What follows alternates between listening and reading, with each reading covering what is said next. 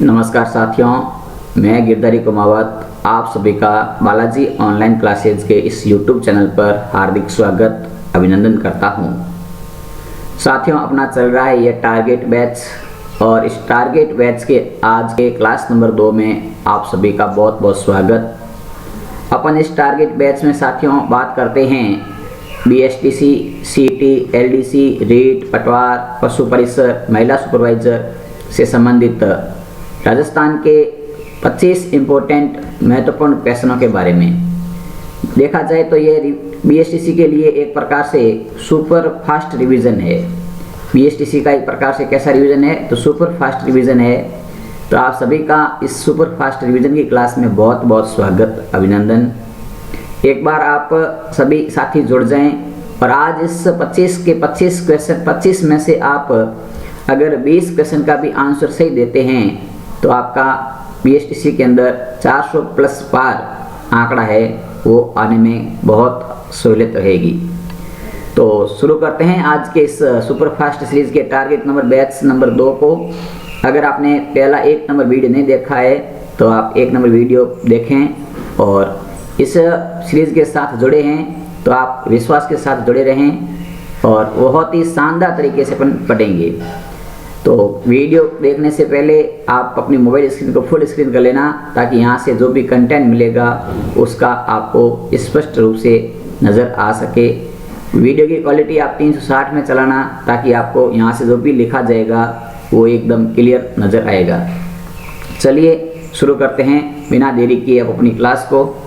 तो देखिए आज का पहला क्वेश्चन है आपकी स्क्रीन पर है कि निम्नलिखित में से किस क्रांतिकारी महिला का संबंध जोधपुर प्रजामंडल से था। ऑप्शन है श्रीमती खेतूबाई, सावित्री देवी भाटी, राम दुलारी शर्मा, श्रीमती सत्यभामा। यहाँ पर बिल्कुल जो ऑप्शन बता रहे हैं ए उनका गलत है। यहाँ ऑप्शन बी सही है, सावित्री देवी भाटी। सावित्री देवी भाटी का संबंध की बात करें तो इनका संबंध था जोधपुर प्रजामंडल से। जोधपुर प्रजामंडल से। इसी प्रकार बात करते हैं अपन खेतूबाई की। तो खेतूबाई का संबंध है वो है बीकानेर प्रजामंडल से। कहाँ से है? बीकानेर प्रजामंडल से। बीकानेर प्रजामंडल से। राम दुलारी शर्मा की बात करें तो राम दुलारी शर्मा का संबंध था वो है साथियों अपने कोटा प्रजामंडल से। कोटा प्रजामंडल से। और सत्यभामा की बात करें तो इनका संबंध है बूंदी प्रजामंडल से। तो पहला क्वेश्चन आपके सामने स्क्रीन पर था जिसके मैं इससे विस्तार व्याख्या की।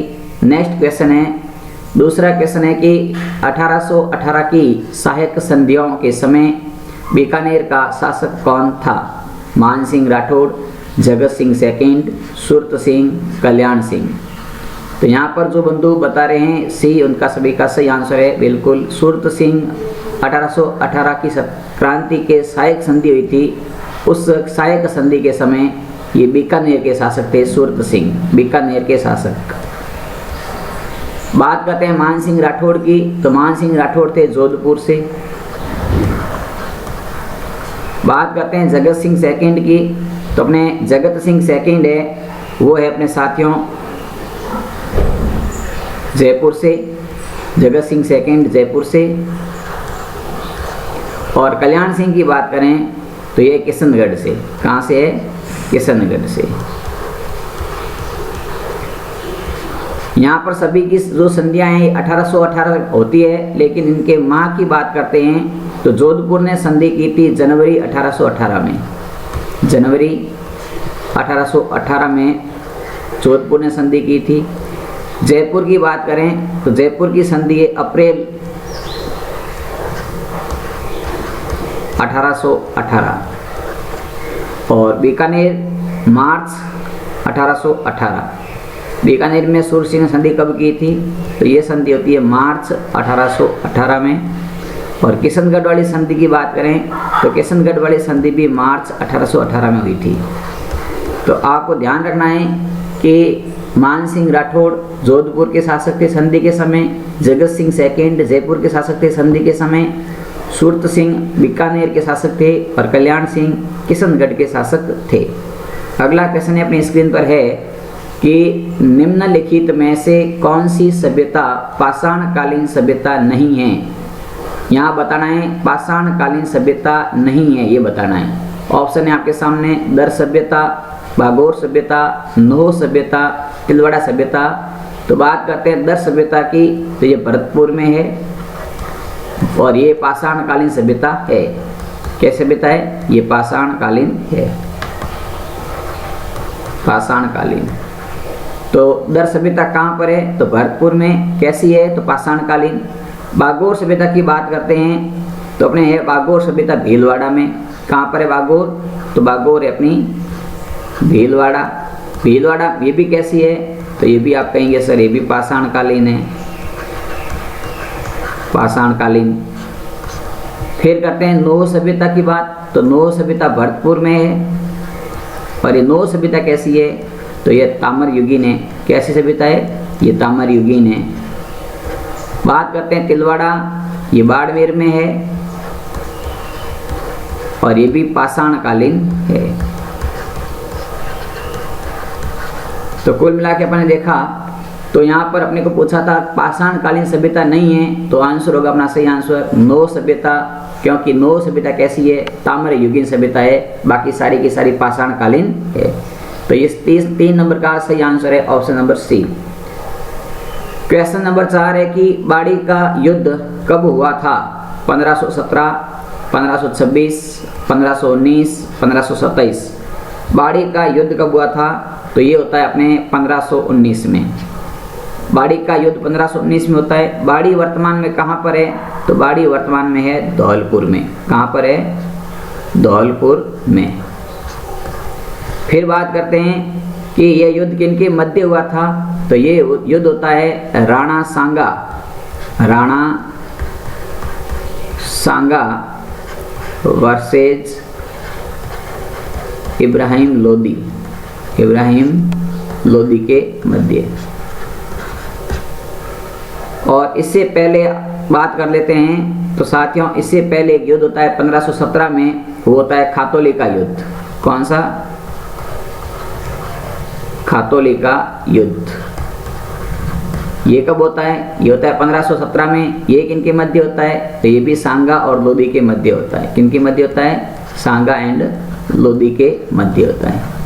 इन दोनों युद्धों में विजय कौन होता है? तो इन दोनों युद्धों में सांगा विजय होते हैं, इनकी सांगा की जीत होती है और लोदी हार जाता है। लोदी क्या हो जाता है? हार जाता है। तो आपको यहाँ से फैक्ट पता चल गए कि बाड़ी का युद्ध 1519 में राणा सांगा और इब्राहिम लोदी के मध्य होता है। इसमें लोदी की पराजय और राणा सांगा की विजय होती है। इसी प्रकार 1517 में खातौली का युद्ध होता है सांगा और इब्राहिम लोदी के मध्य, और इसमें भी राणा सांगा जी विजय होते हैं और लोदी है वो पराजय होता है। तो इस प्रकार से इब्राहिम लोदी की 2 बार सांगा से हार भी हो जाती है। इसके बाद देखिए अगला क्वेश्चन 5 नंबर क्वेश्चन है। क्वेश्चन नंबर 5 आपके सामने है कि जैता व कुंपा किस शासक के सेनापति थे? राव मालदेव राठौड़ के, राणा उदय सिंह के, रावल रतन सिंह के, परमर्दी देव चंदेल के। तो यहाँ बताना है आपको कि जैता और कुंपा किनके शासक थे? तो ये बात है आपके राव मालदेव राठौड़ के। इनकी राव मालदेव राठौड़ के 2 सेनापति है जिनका नाम है जैता और कुंपा। ये दो सेनापतियों के जोड़े बहुत इंपॉर्टेंट है।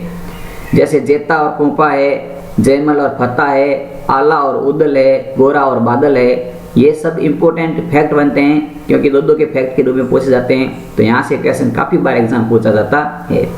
और राव मालदेव राठौड़ के दोनों सेनापति कौन से युद्ध में भाग लेते हैं? तो ये भाग लेते हैं गिरी सुमेल के युद्ध में। कौन से युद्ध में?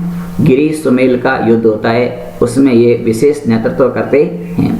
और किन के साथ युद्ध करते हैं? तो युद्ध करते हैं शेर शाह सूरी के साथ। शेर शाह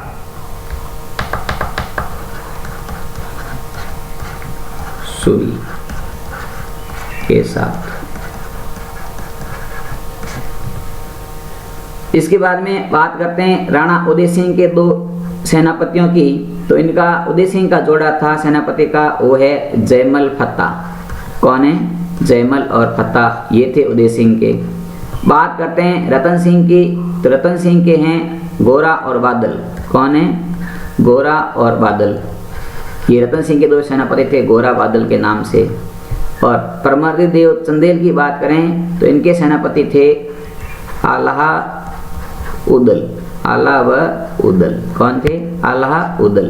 तो आपको ध्यान रखना है कि अगर पूछ ले उदय सिंह के तो जयमल फत्ता, रतन सिंह के गोरा बादल, परमर्दी देव चंदेल के आल्हा उदल, और मालदेव के थे कौन? जैता और कोंपा। इसके बाद देखिए अगला क्वेश्चन है आपके सामने, क्वेश्चन नंबर 6, बहुत इंपॉर्टेंट है कि रणथंभौर शासक हमीर देव चौहान पर जलालुद्दीन खिलजी का प्रथम आक्रमण कब हुआ? ऑप्शन है आपके सामने 1290 से 1291, 1292, 1299, 1301। बिल्कुल यहाँ पर जो बंधु ऑप्शन बता रहे हैं ना, एक नंबर बिल्कुल सही है। 1290 के से लेकर के 1291 के बीच में इन्होंने आक्रमण किया था।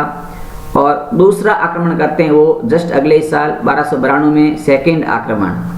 तो दूसरा आक्रमण कब करते हैं? तो दूसरा आक्रमण करते हैं 1292 में, और फर्स्ट आक्रमण कर लेते हैं वो कौन से में? 1290 से 1291 में। और इन दोनों आक्रमण के अंदर जलालुद्दीन की क्या होती है? पराजय होती है, ये हार जाता है। दोनों आक्रमण करता है, 2 बार आक्रमण करता है, दोनों बार ये हार जाता है। तो कोई भी इंसान जब हारता है तो जरूर कुछ न कुछ अपने हार के बारे में या गुस्से में या कोई न कोई डायलॉग बोल के जरूर जाता है। तब इन्होंने यहाँ पर देखो, जलालुद्दीन ने 2 बार हार गया तो उन्होंने एक कहावत या एक लाइन बोली कि मैं ऐसे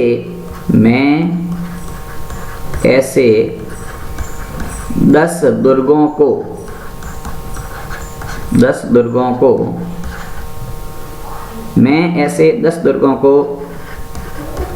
मुसलमान की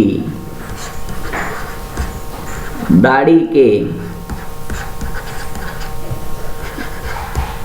बाल के बराबर भी नहीं मानता। तो आपको यहाँ से ये बहुत कथन इंपॉर्टेंट है, इस कथन को ध्यान रखना कि मैं ऐसे 10 दुर्गों को मुसलमान की दाढ़ी के बाल के बराबर भी नहीं मानता। ये किसने कहा था? तो ये कहा था जलालुद्दीन खिलजी ने। और कब कहा था? तो रणथंभौर में 2 बार जब हार जाता है तो उसके बाद में इन्होंने कहा था, सेकेंड युद्ध के समय। फिर आता है नेक्स्ट क्वेश्चन आपकी स्क्रीन पर है, क्वेश्चन नंबर 7 है कि किस समिति की सिफारिश पर राजस्थान की राजधानी जयपुर बनाई गई? ऑप्शन है पी सत्यनारायण राव समिति, के.एम. मुंशी समिति, डॉक्टर शंकर देव राय समिति, वीपी मेनन समिति। आपको बताना है कि कौन सी समिति की सिफारिश पर है जो अपना राजस्थानी है वो जयपुर बनाई गई थी। तो यहाँ पर सही आंसर है पी सत्यनारायण राव समिति के अनुसार। अब देखिए इनके अनुसार राजधानी बनाई थी जयपुर। फिर इनके अनुसार देखें तो और कुछ फैक्ट है। इन्होंने कहा था कि हमारा जो राजस्थान का जो शिक्षा विभाग है, ये शिक्षा विभाग कहाँ होना चाहिए? तो इन्होंने कहा था शिक्षा विभाग होना चाहिए बीकानेर में। सत्यनारायण राव समिति ने कहा था कि हमारा शिक्षा विभाग बीकानेर में होना चाहिए। इन्होंने ही कहा था कि राजस्थान का जो खनिज विभाग है, ये खनिज विभाग होना चाहिए उदयपुर में। और इन्हीं के अनुसार कहा था कि सत्यनारायण राव समिति ने कहा था कि जो हमारा राजस्थान का वन एवं सहकारी विभाग है, वन एवं सहकारी विभाग ये होना चाहिए हमारा कोटा में। कहाँ होना चाहिए? कोटा में। तो आपके तीनों फैक्ट ध्यान रखने हैं, किसके अनुसार या कौन सी समिति के अनुसार शिक्षा विभाग बीकानेर, खनिज विभाग उदयपुर, वन एवं सहकारी विभाग कोटा और राजधानी जयपुर होनी चाहिए। तो पी सत्यनारायण राव समिति के फैक्ट है। अगला है इसके बाद आपके सामने क्वेश्चन नंबर 8 है कि हवा महल का निर्माण किस शासक द्वारा जयपुर में करवाया गया? ऑप्शन है सवाई जय सिंह, सवाई प्रताप सिंह, सवाई माधो सिंह, मिर्जा राजा जय सिंह। तो यहाँ पर जो बंधु ऑप्शन बता रहे हैं बी, उनका सही आंसर है। सवाई प्रताप सिंह के अनुसार जयपुर में हवा महल का निर्माण सवाई प्रताप सिंह ने करवाया था। अब बात करते हैं इस हवा महल की। तो ये हवा महल कितने मंजिल का है? तो हवा महल है 5 मंजिल का। इसमें मंजिल कितनी है? तो मंजिल है 5। फिर इसकी बात करते हैं कि इसमें खिड़कियां कितनी हैं। हवा महल में खिड़कियां, तो बात करते हैं इसमें हवा महल में खिड़कियों की संख्या की। तो खिड़कियों की संख्या है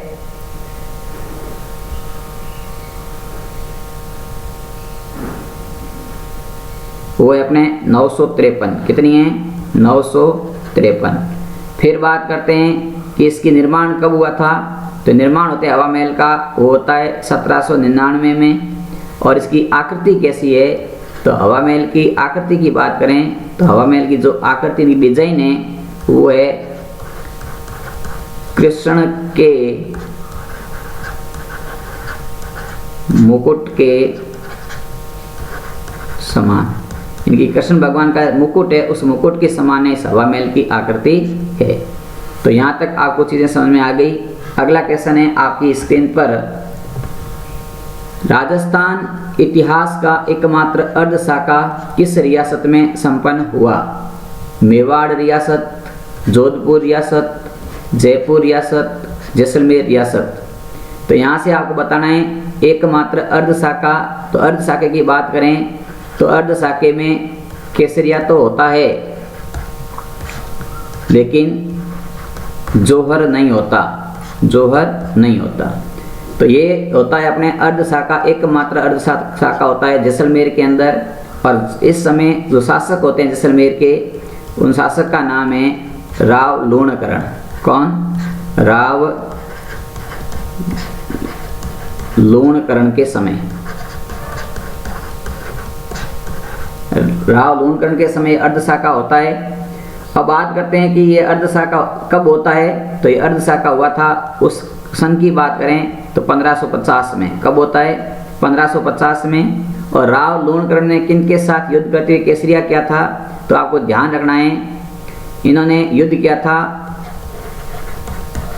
कांधार शासक, कांधार के शासक जिनका नाम है अमर अली, कांधार के शासक अमर अली के साथ युद्ध करते हुए इन्होंने लूणकरण ने केसरिया किया था, लेकिन इनकी रानी ने जौहर नहीं किया था। अलग अलग इतिहासकार इनके अलग अलग मत बताते हैं, लेकिन जौहर रानी तभी नहीं करती है जब वो गर्भवती होती है, इसीलिए उन्होंने जौहर नहीं किया था। तो यहाँ पर अर्ध शाखे की बात होती है। तो अर्ध शाखा जैसलमेर रियासत में 1550 में राव लूणकरण के समय, और लूणकरण के साथ में युद्ध करने वाले सामने जो आए थे कांधार के शासक थे अमीर अली। तो कुल मिलाकर के बात करें तो ये था अपना क्वेश्चन नंबर 9। अगला है 10 नंबर क्वेश्चन आपकी स्क्रीन पर है कि बिचौलिया किसान आंदोलन का प्रचार करने हेतु सर्वप्रथम किस समाचार पत्र का सहारा लिया गया? ऑप्शन है तरुण राजस्थान, नवीन राजस्थान, प्रताप समाचार, राजस्थान केसरी। तो देखिए सबसे पहले बात यहाँ क्या कह रखा है? सर्वप्रथम, ध्यान रखना, सर्वप्रथम किस पत्र का प्रयोग किया गया था? तो सबसे पहले काम लिया गया पत्र था होता प्रताप समाचार पत्र। अब ये कहाँ से प्रताप समाचार पत्र कहाँ से प्रकाशित होता था? ये प्रकाशित होता था कानपुर से, कानपुर से। इनको प्रकाशित कौन करते थे? तो इनको प्रकाशित करते थे गणेश शंकर विद्यार्थी, गणेश शंकर विद्यार्थी इनको क्या करते थे? प्रकाशित करते थे। अब बात करते हैं अपने राजस्थान केसरी की। तो इस राजस्थान केसरी द्वारा बिचौलिया का सर्वाधिक प्रचार होता है। सर्वाधिक प्रचार किसके द्वारा होता है? तो राजस्थान केसरी द्वारा सर्वाधिक प्रचार। अब बात करते हैं इस राजस्थान केसरी ये कब होता है? तो ये अपना 1919 से प्रकाशित है। किसने किया था प्रकाशन? तो विजय सिंह पथिक, विजय सिंह पथिक द्वारा। और कहाँ से किया गया था? तो स्थान ध्यान रखना, वर्धा महाराष्ट्र, वर्धा महाराष्ट्र से प्रकाशित था। कौन सा पत्र? राजस्थान केसरी। 1919 का है। बिचौलिया किसान आंदोलन में सबसे अधिक प्रचार की बात करेगा तो आपको राजस्थान केसरी बताना है, और सबसे पहले बात करें तो प्रताप समाचार बताना है। और जो तरुण राजस्थान है और नवीन राजस्थान है, इन दोनों का प्रकाशन होता था अजमेर से। कहाँ से होता था? अजमेर से। तो 10 नंबर क्वेश्चन के फैक्ट आपने डिस्कस किए। नेक्स्ट है आपके सामने क्वेश्चन नंबर 11 नंबर क्वेश्चन है कि राजस्थान में मरु कोकिला के नाम से विख्यात है बन्नो बेगम, गौरी देवी, अहल्या जिलाबाई, मांगीबाई। राजस्थान की मरु कोकिला, तो यहाँ पर बहुत इंपॉर्टेंट फैक्ट है। तो सही आंसर है ऑप्शन नंबर सी, राजस्थान की मरु कोकिला अहल्या जिलाबाई है। इनका संबंध पूछे तो ये संबंध इनका कौन से घराने से है? तो इनका संबंध था बीकानेर राजघराने से। अहल्या जिलाबाई का संबंध किस राजघराने से है? तो बीकानेर राजघराने से है। ये मांड गायिका है। कैसी गायिका है? तो मांड गायिका है। इनकी मांड गायन शैली की गायिका है। इनके गुरु की बात करें तो अहल्या जिलाबाई के गुरु कौन थे? तो आपको बहुत ध्यान रखना इम्पोर्टेंट है कि इनके गुरु का नाम है उस्ताद हुसैन बख्श। उस्ताद हुसैन बख्श कौन गुरु थे इनके? इनके गुरु थे उस्ताद हुसैन बख्श। इसके बाद देखिए आपको और ध्यान रखना है कि इनको पुरस्कार मिला था अहल्या जिलाबाई को 1982 में। 1982 में इन्हें पुरस्कार मिला था, हमारे भारत का पुरस्कार पद्मश्री। तो पद्मश्री कब मिला था इनको? तो 1982 में इनको पद्मश्री मिला हुआ है। फिर बात करते हैं राजस्थान की कोकिला। ये तो थी मरु कोकिला। केवल कोकिला पूछे तो आप बताना है गौरी देवी। क्या बताना है? गौरी देवी। इनको कहते हैं राजस्थान की कोकिला कहते हैं। गौरी देवी का संबंध कहाँ से है? तो आपको ध्यान रखना है गौरी देवी का संबंध है पाली से। कहाँ से है? पाली से है। इसी प्रकार आपको क्वेश्चन पूछ ले अलग से, भारत की कोकिला, भारत की कोकिला तो कौन है? तो भारत की कोकिला है अपनी सरोजनी नायडू। कौन है? सरोजनी नायडू। तो ध्यान रखना है भारत की कोकिला सरोजनी नायडू को कहते हैं। तो 11 नंबर सवाल था, आपने बहुत अच्छे से डिस्कस कर लिया है। नेक्स्ट क्वेश्चन आपकी स्क्रीन पर है, क्वेश्चन संख्या 12। राजस्थान के किस लोक देवता के उपदेश सिखों के धार्मिक ग्रंथ गुरु ग्रंथ साहिब में संकलित है? संत दादू के, संत धन्ना के, संत पीपा के, संत जाम्बोजी के। यानी कि राजस्थान के वो कौन से संत थे जिनके उपदेश को सिख धर्म के अंदर अपनाया गया है? तो वो आपके सही आंसर संत धन्ना जी के। किनके उपदेश थे? संत धन्ना जी के उपदेशों को अपनाया गया है। अब धन्ना जी के बारे में बात करते हैं तो इनका जन्म, धन्ना जी का जन्म की बात करें तो जन्म होता है 1415 ईस्वी में। कहाँ होता है? तो होता है धुवन गांव टोंक में। धुवन गांव टोंक में इनका जन्म होता है। फिर बात करते हैं इनके गुरु की, तो संत धन्ना जी के गुरु का नाम था रामानंद जी। क्या नाम था? रामानंद जी था। फिर बात करते हैं तो इन्होंने क्या काम किया था? इनको क्या कहते हैं? तो इनको कहते हैं राजस्थान में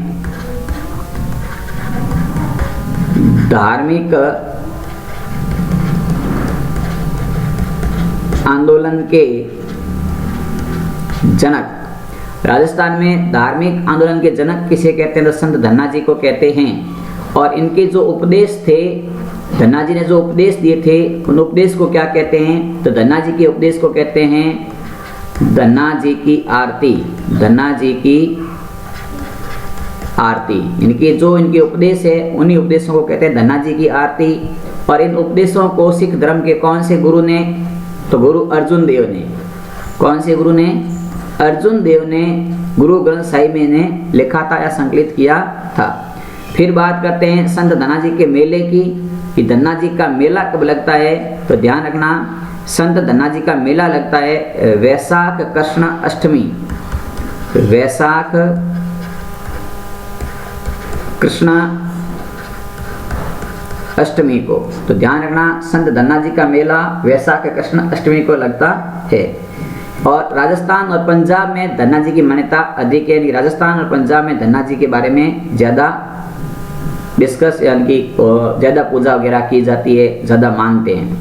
तो 12 नंबर क्वेश्चन आपने अच्छे से डिस्कस कर लिया है। क्वेश्चन संख्या 13 अपनी स्क्रीन पर है कि महिलाओं के घाघरों की छपाई हेतु प्रसिद्ध प्रिंट है Azam print, Ajrak print, Sanganeri print, Bagru print. घाघरों के लिए कौन सी प्रिंट प्रसिद्ध है? तो इसका सही आंसर रहेगा महिलाओं के घाघरों के लिए प्रसिद्ध है आजम प्रिंट। अब बात करते हैं ये आजम प्रिंट कहाँ की है। तो ये आजम प्रिंट की बात करें तो ये अपने अकोला चित्तौड़गढ़ की। कहाँ की है? तो अकोला चित्तौड़गढ़ की। घाघरों के लिए प्रसिद्ध प्रिंट कौन सी है? तो आजम प्रिंट। और कहाँ की है? अकोला चित्तौड़गढ़। अजरक प्रिंट कहाँ की है? तो अजरक प्रिंट है अपने बाड़मेर की। कहाँ की है? बाड़मेर। किसके लिए प्रसिद्ध है? कमेंट में बताओ जल्दी से एक बार। अजरक प्रिंट क्यों प्रसिद्ध है?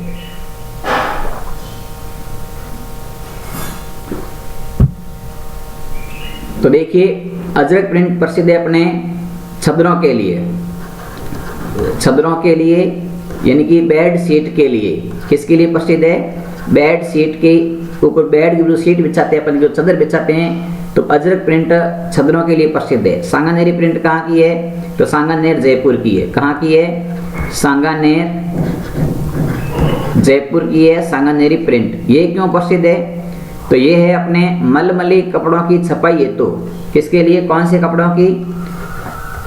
मलमली कपड़ों की छपाई है। तो फिर आता है बगरू प्रिंट। ये बगरू जयपुर की है। कहाँ की है? तो बगरू जयपुर की है। और ये क्यों प्रसिद्ध है? तो ये इसलिए प्रसिद्ध है कि इस प्रिंट में बेल और बूटों का सर्वाधिक चित्र आता है। तो बेल बूटों के चित्र कौन सी प्रिंट में है? बगरू प्रिंट में। यानी कि बेल पत्ती और बूटों के चित्र वगैरह, फूलों के चित्र वगैरह है बगरू प्रिंट के अंदर। तो कुल मिलाकर के 13वें क्वेश्चन को आपने अच्छे से डिस्कस कर लिया। अब अपना क्वेश्चन नंबर है 14 नंबर क्वेश्चन है कि सील पक्षी किस लोक देवी का प्रतीक चिन्ह माना जाता है? जीण माता, स्वांग्या माता, करणी माता, आई माता। सील पक्षी है वो है सही आंसर, करणी माता का प्रतीक चिन्ह। करणी माता का मंदिर कहाँ पर है? तो इनके मंदिर की बात कर देते हैं। तो मंदिर है देशनोक बीकानेर। कहाँ पर है? देशनोक बीकानेर में। फिर अपन बात करते हैं करणी माता के बारे में। तो ये चारण जाति की कुल देवी है। कौन सी जाति की? चारण जाति की कुल देवी, कुल देवी। और बात करते हैं करणी माता के बारे में। तो करणी माता के मंदिर में होते हैं सफेद चूहे, सफेद चूहे। और सफेद चूहा होता है उसे क्या कहते हैं? उसे कहते हैं काबा।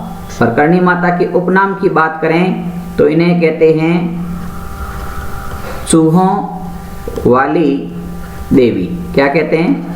चूहों वाली देवी भी कहते हैं। फिर अपन बात करते हैं करणी माता के बारे में इंपॉर्टेंट फैक्ट की। तो करणी माता के जन्म की बात करें तो देखिए इनका जन्म से संबंधित फैक्ट है। करणी माता का जन्म होता है 1387 में। कब होता है? 1387 में। और कहाँ पर होता है? तो होता है सुआप गांव जोधपुर में। सुआप गांव जोधपुर। तो करणी माता का जन्म कहाँ होता है? तो सुआप गांव जोधपुर में होता है। और इनका स्वर्गवास कब होता है? इनके देहांत कब होता है? तो इनका स्वर्गवास होता है, वो होता है अपने 1538 ईस्वी में। ऐसा माना जाता है कि करणी माता ने 151 वर्ष तक जीवन जिया है। कितने वर्ष तक? 151 वर्षों तक जीवन जिया है। इसीलिए काफ़ी इन्होंने फैक्ट बताए और काफ़ी सारे इनके प्रसिद्ध अपने पर्चे भी हैं।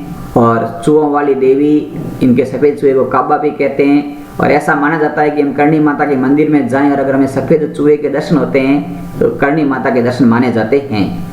और करणी माता के मंदिर को कहते क्या हैं? तो करणी माता के मंदिर को कहते हैं मठ। क्या कहते हैं? मठ कहते हैं करणी माता के मंदिर को। तो कुल मिलाकर के अपन ने 14 नंबर क्वेश्चन को अच्छे से डिस्कस कर लिया। अगला क्वेश्चन है आपकी स्क्रीन के ऊपर 15 नंबर क्वेश्चन। उपयुक्त में से कौन सा नृत्य कथोड़ी जनजाति का है?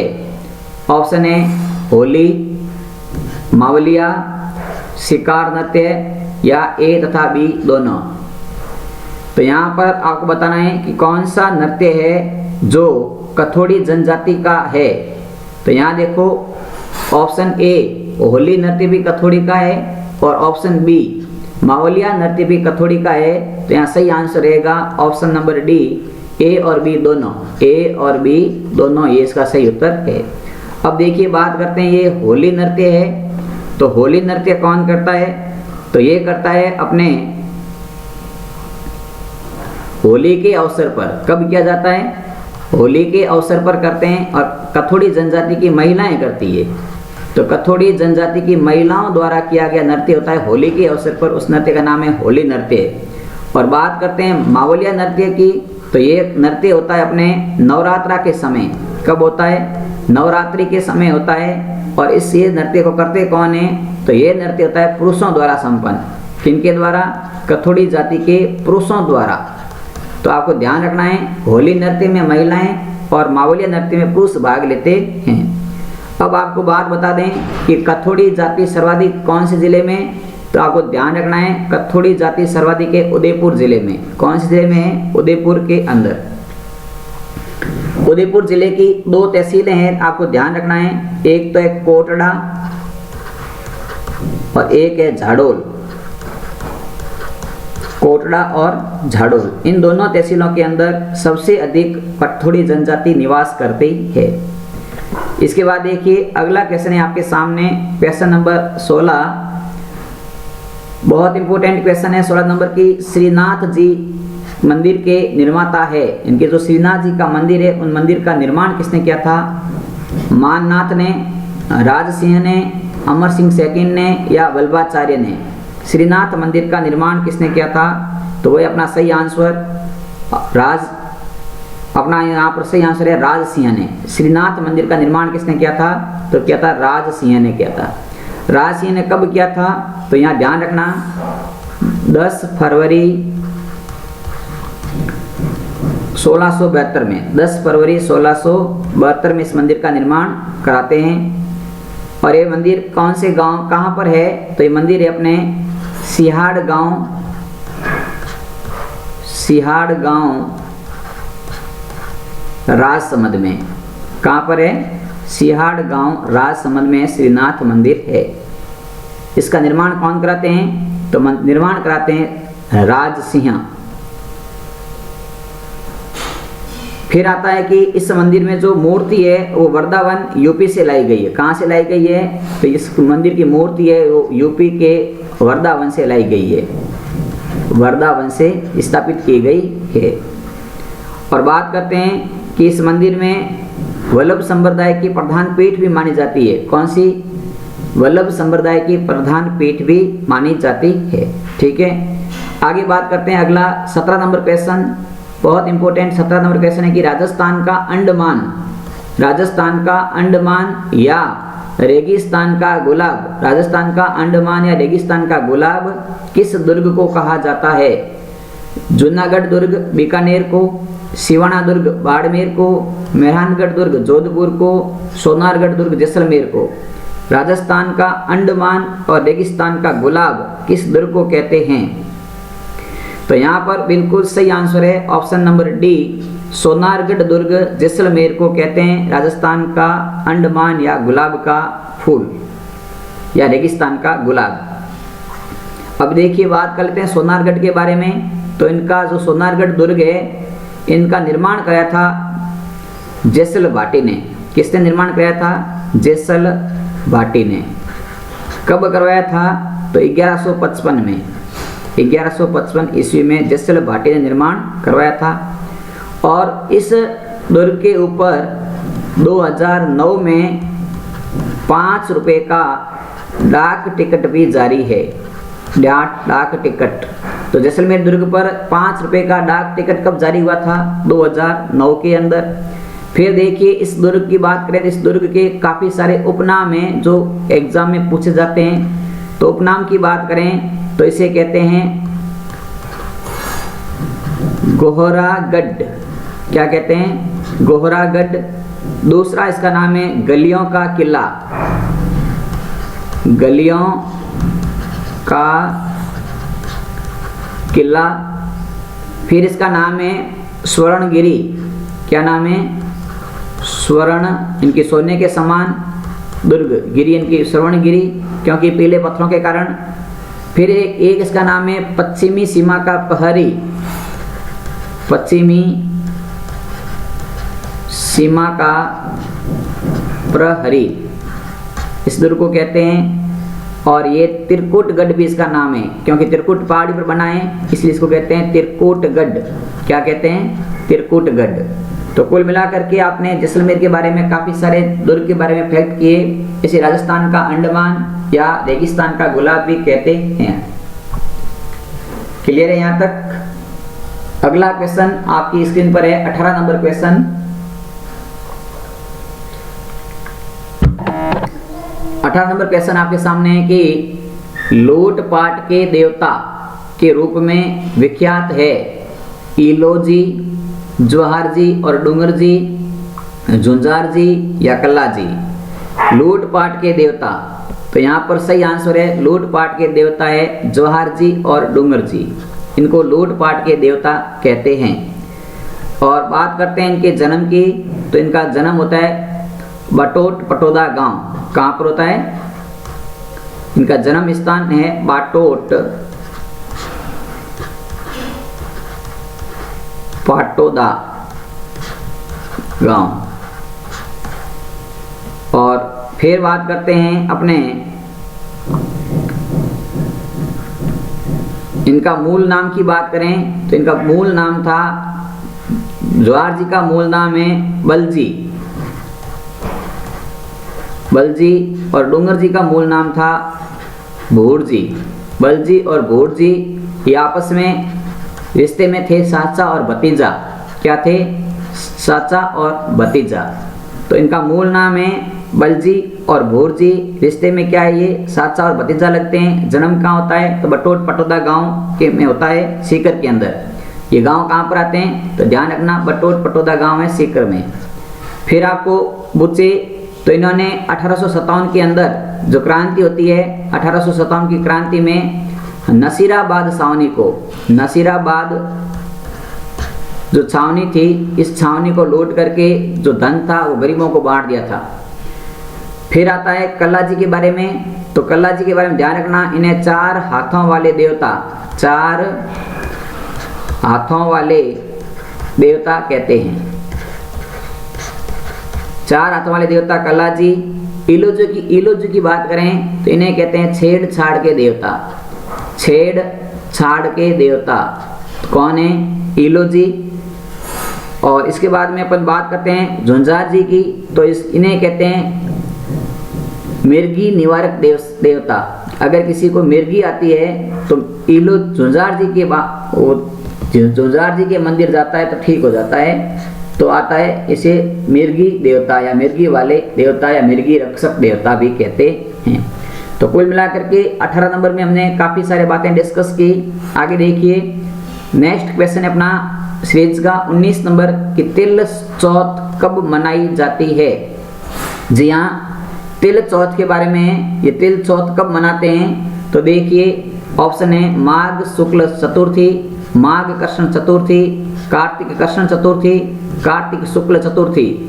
तो तिल चौथ की बात करें तो ये मनाते हैं माघ कृष्ण चतुर्थी को। कब मनाते हैं? माघ कृष्ण चतुर्थी को मनाई जाती है। और ये कौन मनाते हैं? तो इसमें होती है विवाहित महिला, विवाहित महिलाओं का ये त्यौहार है। विवाहित महिलाएं इसको मनाती है।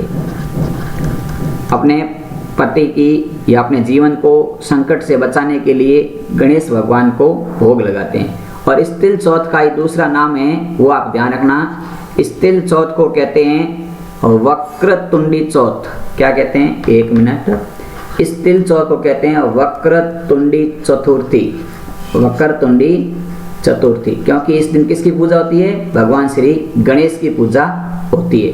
इसी का ही दूसरा नाम है संकट चौथ। क्या नाम है? तो ध्यान रखना, तिल चौथ, गणेश चतुर्थ, वक्रतुंडी चौथ या संकट चौथ, ये कब मनाते हैं? तो माघ कृष्ण चतुर्थी को मनाते हैं। कब मनाते हैं? माघ कृष्ण चतुर्थी को मनाते हैं। अगला क्वेश्चन है आज की सीरीज का 20 नंबर क्वेश्चन कि राजस्थान का राज्य लोक वाद्य यंत्र कौन सा है? तो ऑप्शन है आपके सामने ढोल, सारंगी, मंजीरा, अलगोजा। तो यहाँ राइट आंसर रहेगा राजस्थान का लोक वाद्य यंत्र है अलगोजा। ये अलगोजा किस श्रेणी का है? तो श्रेणी ध्यान रखना है, यह सुशीर वाद्य यंत्र है। कैसा है? सुशीर श्रेणी का वाद्य यंत्र है और इसमें 2 बांसुरी को जोड़ करके बनाया गया है। क्या किया गया है? 2 बांसुरी को जोड़ करके, 2 बांसुरी को जोड़ करके बनाया गया है अलगोजा। तो आपको ध्यान रखना है राजस्थान का राज्य लोक वाद्य यंत्र अलगोजा किस श्रेणी का है?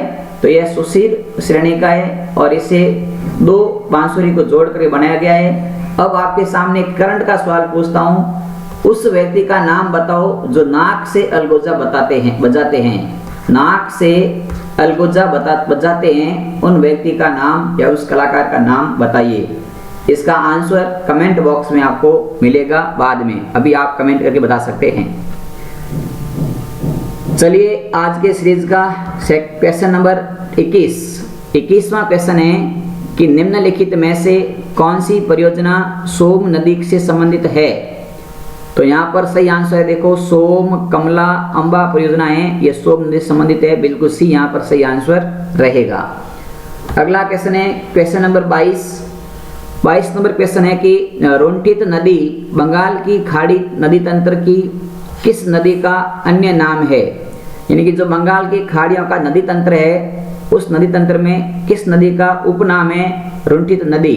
ऑप्शन है चंबल, बनास, बाणगंगा, पार्वती। तो यहाँ पर आपका सही आंसर रहेगा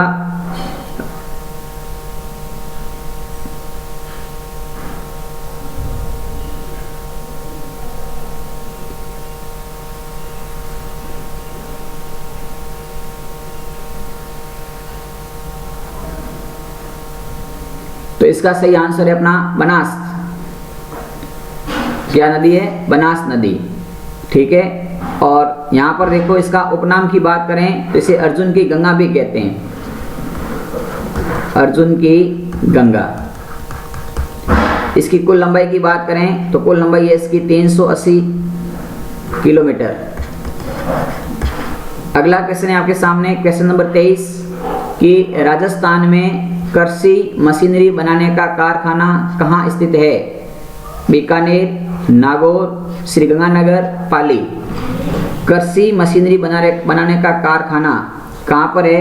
तो यहाँ ध्यान रखना, जो कृषि मशीनरी बनाने का कारखाना है वो है अपने नागौर जिले में। कहाँ पर है? नागौर। तो यहाँ सही आंसर रहेगा ऑप्शन बी। फिर बात करते हैं जो पानी के पंप है वो अपने बनते हैं लोणकरणसर बीकानेर में। तो यहाँ पर देखिए बीकानेर में क्या बनता है? तो बीकानेर का ध्यान रखना है लोणकरणसर। इस लोणकरणसर के अंदर बनते हैं पानी के पंप, पानी के पंप। बात करते हैं श्री गंगानगर की, तो यहाँ मिलते हैं कृषि के औजार, कृषि के औजार। और बात करते हैं अपने पाली की, तो यहाँ बनते हैं पानी के मीटर, पानी के मीटर बनाने का कारखाना। कहाँ पर है? पाली में है। ये था अपने कुल मिलाकर के 23 नंबर का सवाल का डिस्कस। अगला है क्वेश्चन नंबर 24 कि संगमरमर की मूर्ति उद्योग कहाँ स्थित है? राजसमंद में, उदयपुर में, जयपुर में, नागौर में। संगमरमर मूर्ति उद्योग कहाँ है? तो वह अपना सही आंसर जयपुर में। और इसको किसके द्वारा चलाया जाता है? तो इस उद्योग को बढ़ावा देने के लिए रेको और साथ में है सीडोज, इन दोनों के सहयोग से, CDOS centre for development of stone, रेको तथा इन सीडोज के द्वारा इसे बढ़ावा मिलता है। अगला क्वेश्चन है आपके सामने आज की सीरीज का अंतिम क्वेश्चन कि सौर ऊर्जा नीति लागू करने वाला देश का पहला राज्य कौन सा है? गुजरात, महाराष्ट्र, राजस्थान, मध्य प्रदेश। तो सौर ऊर्जा नीति लागू करने वाला देश का प्रथम राज्य है अपना राजस्थान है। और ये नीति कब आई थी? तो नीति आई थी 2011 के अंदर। सौर ऊर्जा नीति कब आती है? तो सौर ऊर्जा नीति है 2011 में लाई थी और सर्वप्रथम राजस्थान में लागू हुई थी। तो साथियों ये थे अपने कुल 25 क्वेश्चन आपने देखे, इसके लिए थैंक यू सो मच। अगर आपको वीडियो अच्छा लगा है तो लाइक करें, वीडियो आपको पसंद आया तो इस वीडियो को लाइक करें, अपने सभी साथियों तक आगे शेयर करें। हमारे साथ आप पहली बार जुड़े हैं तो इस चैनल को सब्सक्राइब करके घंटी के निशान को प्रेस करें ताकि आपको क्लास यहाँ से आते नोटिफिकेशन मिल सके। और कमेंट बॉक्स में अपना सुझाव जरूर दें। इसी आशा और उम्मीद के साथ अगले सेशन में मिलते हैं डोज नंबर 3 में। तब तक जय हिंद, जय भारत।